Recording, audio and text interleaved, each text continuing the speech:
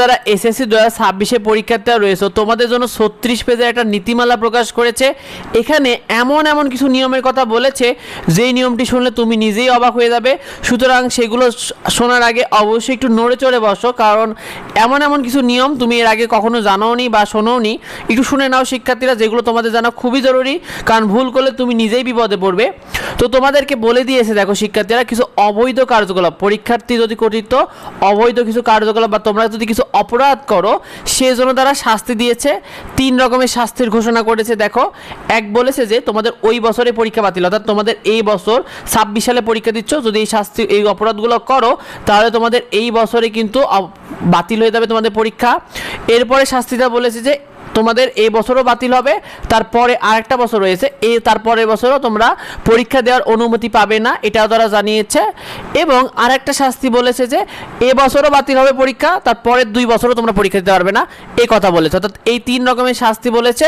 20টা নিয়মের কথা তারা সুন্দর মতো বলে দিয়েছে, যেটা তোমাদেরকে আমরা একে একে জানিয়ে দিচ্ছি। দেখো, তোমাদেরকে প্রথমে জানিয়েছে যে পরীক্ষার কক্ষে তোমরা যদি এদিক ওদিক তাকাও বা অন্যের সাথে কথা বলো তাহলে তোমাদের এই বছরে পরীক্ষা বাতিল করে দেবে। যদি এরকম কোনো ঘটনা ঘটে থাকে, বলেছে যে পরীক্ষার কক্ষে এদিক ওদিক তাকানো বা একে অন্যের সাথে কথা বলা, সেক্ষেত্রে এই শাস্তিটা দেবে।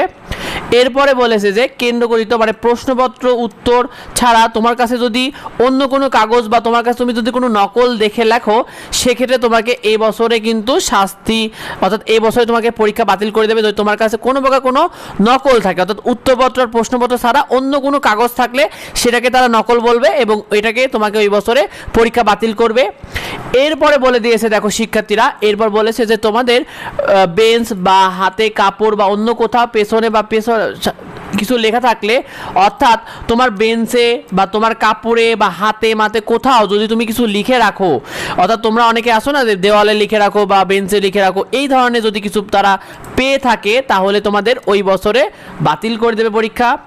এবার তারপর বলেছে লিথো কোড পরিবর্তন করা, তোমাদের আসলে যে খাতাটা দেবে ওখানে কিছু কোড বা কিউআর কোডের টাইপে থাকে, বারকোড থাকে, তো সেইটা যদি তোমরা কোনো কলম দিয়ে মানে কালি করো সেটা তোমাদের করলে বাতিল করে দেবে।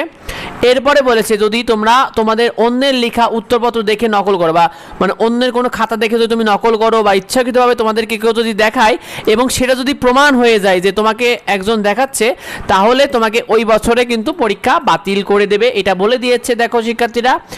এরপরে বলে দিয়েছে যে পরীক্ষার কক্ষে যে কোনো ধরনের অপরাধে সাহায্য করা, অর্থাৎ তুমি যদি পরীক্ষা যত রকমের অপরাধ রয়েছে তো তুমি কোনো অপরাধে সাহায্য করে থাকো তবুও কিন্তু তোমাকে ওই বছরে পরীক্ষা বাতিল করে দেবে। এরপরে বলেছে তোমার সাথে যদি কোনো প্রকার কোনো ইলেকট্রিক ডিভাইস বা মোবাইল বা SMS এর মাধ্যমে তুমি যদি কিছু করে থাকো তোমাকে সেম শাস্তিটা তুমি পাবে। এরপরে বলা হয়েছে শিক্ষার্থীরা, এই 7টা ছিল তোমাদের 1 বছরে বাতিল। এরপরে এটা বলেছে 2 বছর, অর্থাৎ এই বছরও বাতিল হবে, পরের বছরও বাতিল হবে। কি বলেছে দেখো, তোমার উত্তরপত্রে বা প্রশ্নে তুমি যদি কোনো আপত্তি করো, তুমি কোনো উল্টাপাল্টা কিছু লেখো বা উল্টাপাল্টা মন্তব্য লেখো, কিছু লেখো তোমার খাতায় উল্টাপাল্টা কথা, এই ধরনের কোনো কিছু যদি প্রমাণ হয় তাহলে এই বছরও বাতিল হবে, পরের বছরও পরীক্ষা তোমার বাতিল হবে, এটা বলে দিয়েছে। এরপরে বলেছে যে পরীক্ষার কক্ষে যদি বিঘ্ন করা বা পরীক্ষার কক্ষে তুমি যদি কোনো প্রকার বিঘ্ন বা গোলযোগ বা মনে করো চিল্লাপাল্লা তৈরি করো, সেক্ষেত্রে এ বছরও বাতিল হবে, পরের বছরও বাতিল হবে। তারপরে বলেছে দেখো, বলেছে দূষণীয় কাগজপত্র কক্ষ প্রত্যক্ষ না দিয়ে যদি নাগালে বাইরে, অর্থাৎ তুমি যদি কোনো কাগজপত্র তোমার কাছে কোনো নকল রয়েছে, সেই নকলটা ধরো তুমি ধরা পড়ে গিয়েছো, সেই মুহূর্তে তুমি যদি সেটাকে গিলে ফেলো বা বাইরে ফেলে দাও এবং এটা যদি প্রমাণ হয়ে যায় তাহলে তোমাকে ওই বছরও বাতিল করবে, পরের বছরও বাতিল করবে। এরপরে বলেছে তোমার উত্তরপত্র, তোমার খাতায় যদি 2 রকম ব্যক্তি বা 2 রকম লেখা তারা পায়, সেক্ষেত্রেও তোমার এই শাস্তিটাই হবে, 2 বছরে তুমি পরীক্ষা দিতে পারবে না। তারপর বলেছে তোমার প্রশ্নপত্র বা সাদা উত্তরপত্র যদি বাইরে পাচার করো, অর্থাৎ তোমার খাতা বা প্রশ্নপত্র কোনো কিছু যদি তুমি বাইরে দাও তাহলে তোমাদের ওই বছর বা 2 বছর কিন্তু পরীক্ষা দিতে পারবে না। তারপর বলেছে তুমি যদি কোনো অর্থাৎ কোনো কর্মচারী বা কর্মকর্তাকে যদি তুমি গালি দাও বা ভীতি প্রদর্শন করো, তোমাকে 2 বছর পরীক্ষা দিতে পারবে না। তো এইগুলো ছিল 2 বছরের। এরপরে বলে দিয়েছে দেখো, বলেছে দেখো এটা তো গেল 2 বছরের, এবার 3 বছরে দেখো বলেছে ওই বছরও পরীক্ষা বাতিল, পরের 2 বছরের কিন্তু পরীক্ষা তোমার বাতিল হবে কি কি করলে। প্রথমে বলেছে যে তোমার উত্তরপত্র, অর্থাৎ তুমি তোমার খাতাটা না দিয়ে, অর্থাৎ যে শিক্ষক গার্ডে আছে তাকে খাতাটা না দিয়ে যদি তুমি পরীক্ষা কক্ষ ত্যাগ করো বা চলে যাও তাহলে কিন্তু তোমার এটা বাতিল করে দেবে। এবার তোমাকে এই বছরও বাতিল করবে, পরের 2 বছর 3 বছরে তুমি পরীক্ষা দিতে পারবে না।